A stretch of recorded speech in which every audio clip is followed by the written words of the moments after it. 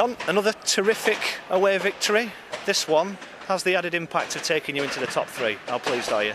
Yeah, you know, we've always said we wanted to try and get in them.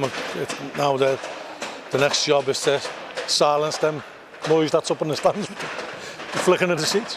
No, the next job is to stay there, and that in itself will pose problems. You know, there's some great teams below us, a couple of great teams above us. So, and we class ourselves as a good team. So, there's a lot to play for. Nothing's won or lost today.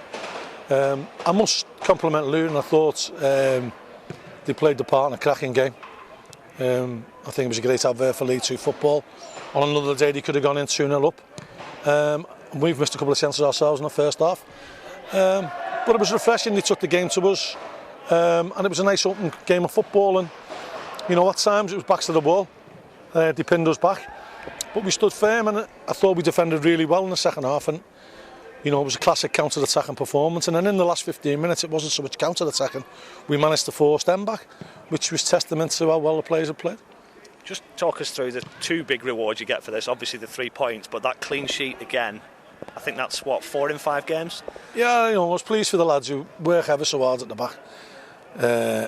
You know, they've put themselves about it. You know, they've had the shot there, and it's come off Matty's toe, and I'm thinking, whoops, it's easy, it's going to go in, it's at the bar.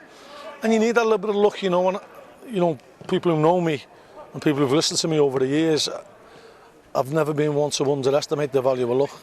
And sometimes you need that luck, and today we did. We had it in with them missing their good chance. And obviously we had that one with them in the bar.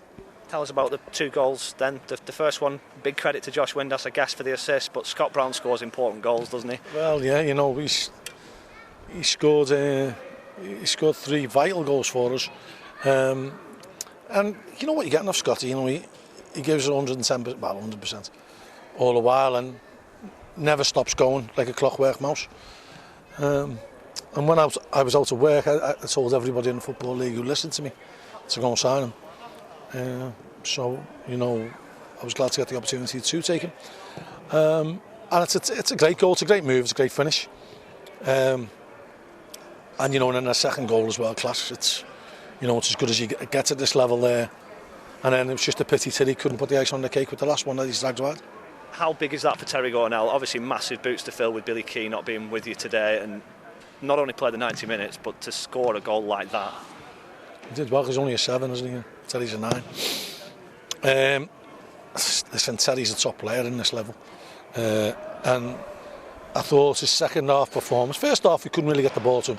Second half he led the line magnificently. He put himself about, he was always working to close down.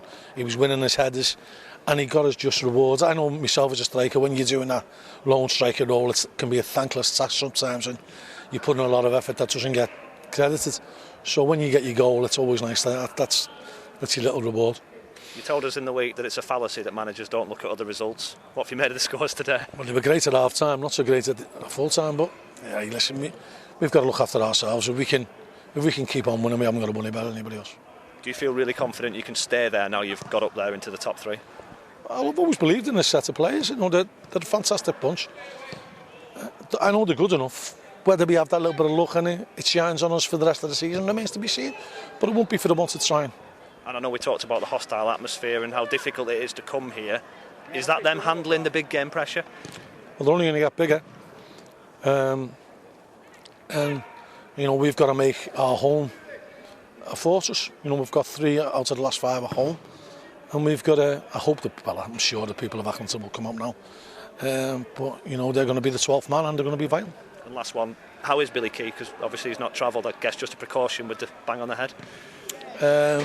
He has to pass a certain score with the clash events to enable him to play, and the doctor wasn't happy that he could fulfil that score because she wasn't travelling with us yesterday. So I'd imagine him to be fit next week. But then that gives me my own headache, let alone Billy's headache.